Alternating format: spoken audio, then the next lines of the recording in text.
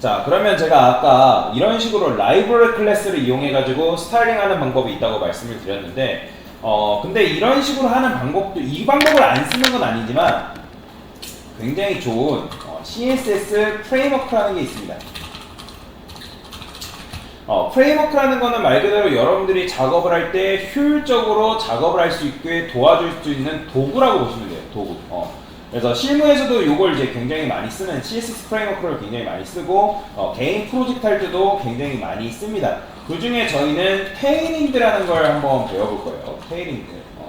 처음에 이 테일인드라는 걸 접하게 되면 여러분들이 일반적인 방법을 했기 때문에 좀 어려울 수 있어요. 근데 이게 이 방식이 익숙해지면 굉장히 작업을 하는데 편해집니다. 근데 그렇다고 해서 CSS 프레임워크가 무조건 해야 되는 거냐? 그건 아니에요. 여러분들이 전통적이고 일반적인 방식을 해도 됩니다. 여러분 내가 그게 편하다 하면 그걸 사용하는 거고, 그게 아니고 나는 좀 더 작업을 편하게 하고 싶다 하면 CSS 프레임워크를 사용하시는 거고, 그거는 강요가 아니라 선택입니다. 그렇기 때문에. 근데 효율적인 면에서는 여러분들 스스로가 판단을 하시면 돼요. 뭐가 더 편한지는. 그래서 테일인드에 대해서 소개를 해드릴 건데, 인터넷에 뭐라고 하면 테일인드 CSS라고 있어요. 테일인드 CSS라고 있는데, 여기다가 독스라고 들어가 보면 이런 식으로 너가 테일인드를 어떻게 사용해야 되는지 굉장히 많이 나옵니다. 그러면 얘가 가지고 있는 수많은 라이브러리 클래스가 있어요. 그건 어디에 있냐면 테일인드 치트시트라는 게 있거든요. 치트시트. 여기 들어가 보면 사람들이 모아놨어요. 이렇게 테일인드 치트시트에 들어가 보면 굉장히 많죠. 그러니까 몇백 가지의 라이브러리 클래스를 모아뒀다라고 보시면 돼요. 몇백 가지의 라이브러리 클래스를 이런 식으로 이제 모아둔 건데, 여러분들이 말 그대로 작업하기 굉장히 편하게 이렇게 다 만들어놨어요. 근데 살짝 문법은 조금씩 달라요. 문법은 조금씩 다른데, 아까 우리가 봤던 요 W10, 사실 W10이라는 거는 요 with 10REM이 아니에요. 10REM 같은 경우는 여기다가 with라고 검색해볼까요? with라고 검색해보면 이런 식으로 나와요. 그러면 10REM이라는 건 결국에는 W40이래요. W40.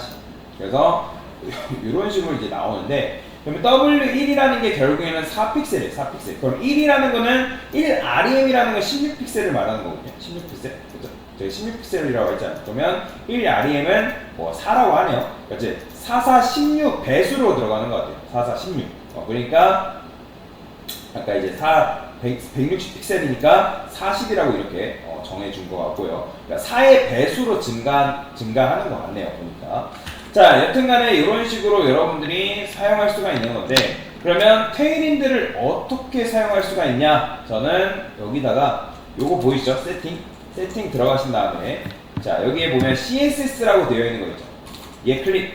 그 다음에 밑에 내려보면 여기에 테일윈드라고 검색을 하면 이런 식으로 나와요. 테일윈드 CSS라고 나오는데, 얘를 클릭한 다음에 요 링크가 있는데 요거를 컨트롤 X에서 잘라내게 합니다.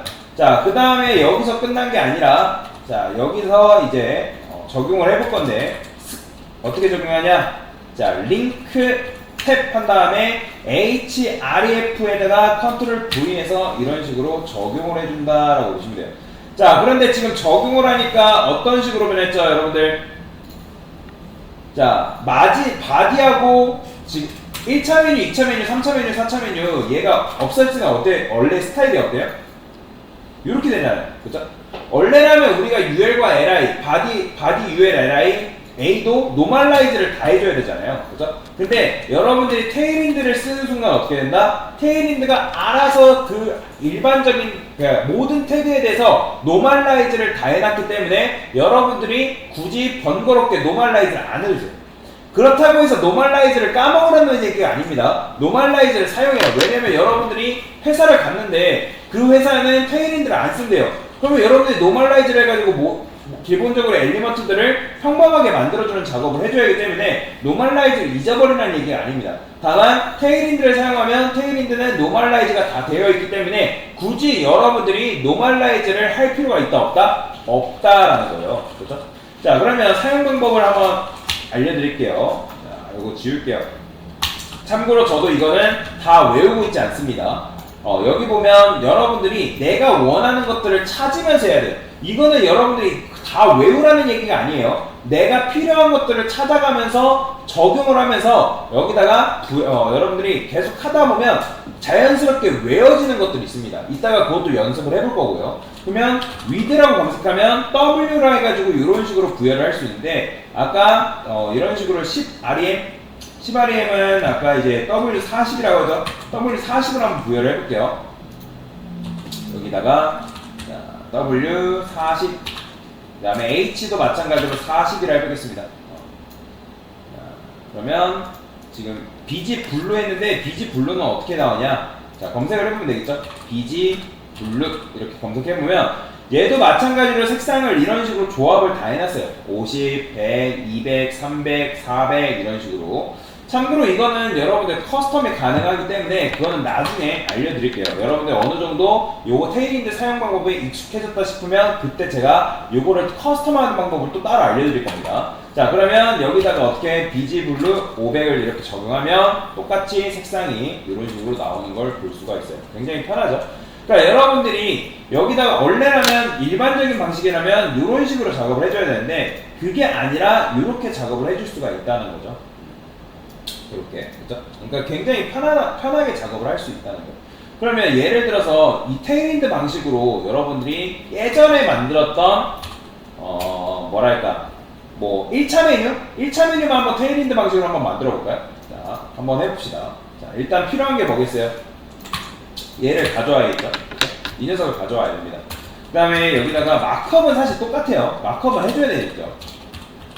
얘는 CSS 프레임워크지 HTML을 뭐로 여러분들 쓰기 좋게 뭐 변환시켜주는 그런 건 아닙니다. li 곱하기 3개 a hrf 샵 1차 메뉴 아이템. 자, 이런 식으로 써주면 어때요? 자, 여러분들이 굳이 노멀라이즈 안 해도 이렇게 나오는 걸 볼 수가 있죠. 굉장히 편해요. 그렇죠? 그러면 우리가 보통 여기다가 메뉴 1할 때 뭐 해줬어요? 1차 메뉴 같은 경우는 자, 우리가 얘를 어떻게 해줘요? 텍스트 얼라인 센터 줬잖아요. 그죠? 텍스트 얼라인 센터. 그러면 이거 텍스트 얼라인 같은 경우는 여기서도 검색을 해보면 자, 텍스트 얼라인이라고 검색해보면 텍스트 센터라고 나와있어요. 텍스트 센터. 자, 얘 같은 경우는 플렉스를 사용하지 않는 일반적인 방식으로 해볼게요. 그러면 우리가 원래 여기다 텍스트 센터 붙였잖아요. 그죠? 왜요? 텍스트 가운데로 보내려고. 그죠?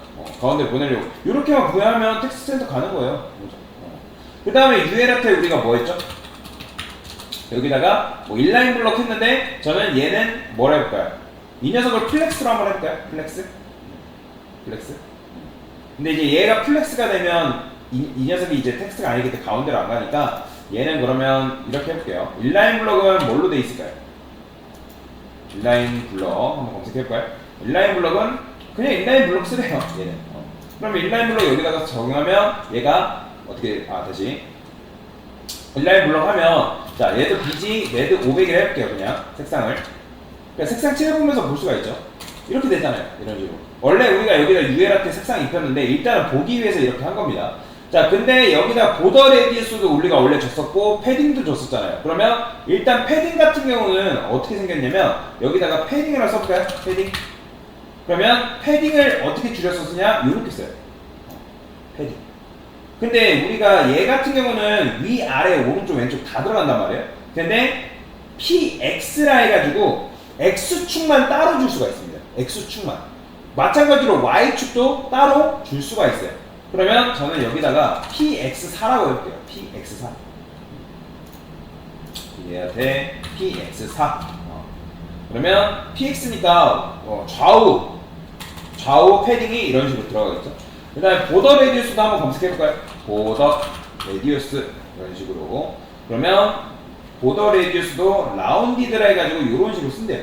그러면 뭐 16픽셀, 12픽셀 얘가 좀 나은 거 하니까 라운디드 XL이라고 한번 적어볼게요. 자, 얘는 참고로 저도 다 외우고 있지 않습니다. 이런 식으로 저도 찾아보면서 해요. 그 다음에 여기다가 저는 마진도 마진 MT라 해가지고 마진 탑을 줄 수가 있고 ML은 마진 레프트, MR은 마진 라이트, MB는 마진 바텀 이런 식으로 줄 수가 있어요. 그냥 마진하게 되면 모든 위아래, 그러니까 위아래 좌우까지 다 주는 거고 그 다음에 여기다가 여러분들 MX도 마찬가지예요. MX도 마찬가지로 마진, 레프트, 라이트라고 보시면 돼요. 그러면 여기서 우리가 원래는 그 블럭 요소를 가운데로 정렬하기 위해서 어떻게 했죠? 마진 레프트 오토, 마진 라이트 오토 줬잖아요. 근데 여기서는 어떻게 쓰냐면 MX 오토라는 게 있어요. 이게 바로 뭐냐면 마진 레프트, 라이트 오토라고 보시면 돼요. 그럼 얘만 딱 적용하면 여러분들이 블럭 요소를 손쉽게 중앙 정렬할 수가 있죠. 왜냐면 얘 같은 경우는 사실 쓰려면 일반적인 방법으로는 ASML도 검색을 해야 된 다음에 중괄호 감싼 다음에 마진 레프트 라이트 줘야 된단 말이에요. 그렇죠? 세 줄로 쓸 수 있는 거를 얘로 하나로 퉁쳐서 쓸 수가 있다는 거죠. 자, 그러면 여기다가 마진 탑 좀 줄게요. 마진 탑을 한 3 정도 위로 띄우기 위해서 여기 띄워줬죠. 그 다음에 우리가 LI한테 뭐 줬어요? 인라인 블럭 줬잖아요. 근데 사실 얘 같은 경우는 여기다가 인라인 블럭을 한꺼번에 줘야 된단 말이에요. 그렇죠? 이해되시죠? 그러면 인라인 블럭을 한꺼번에 주는 방법 알려드릴게요. 제가 여기다가 인라인 블럭 주고 인라인 블럭 주고 인라인 블럭 주고 그동안 번거로웠죠? 컨트롤 누른 상태에서 얘 클릭, 얘 클릭, 얘 클릭. 클릭할 때 잘 클릭해야 돼요. 컨트롤 누르고 얘 클릭, 얘 클릭 한 번에 줄 수 있어요. 이런 식으로 인라인 블럭. 근데 사실 얘 같은 경우는 어떻게 하는 게 좋겠어요? 요렇게 줘도 되지만 어떤 식으로 주는 게 좀 더 편할까요? 얘 같은 경우는 그냥 일반적으로 주는 방식도 된다는 거예요. UL.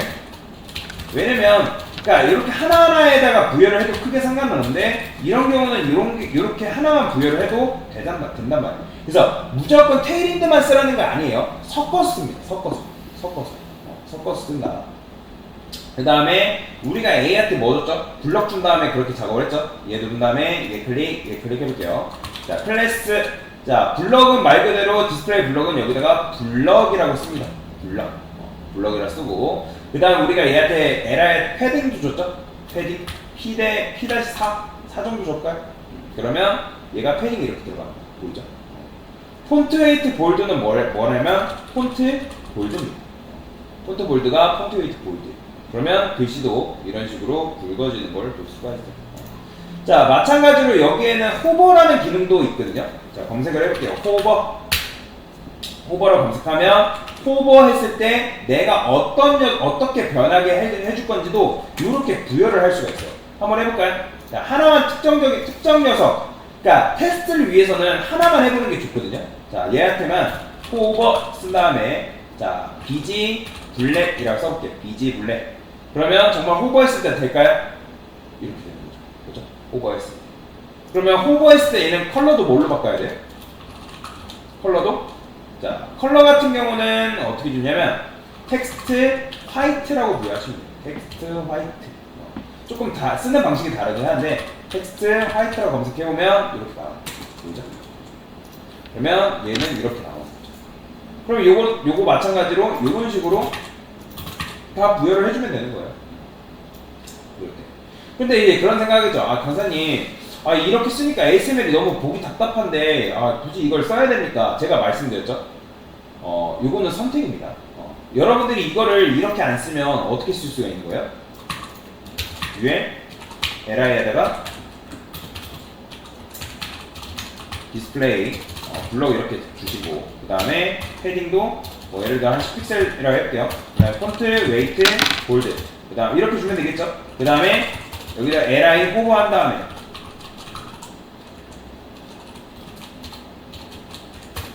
백그라운드 컬러는 블랙.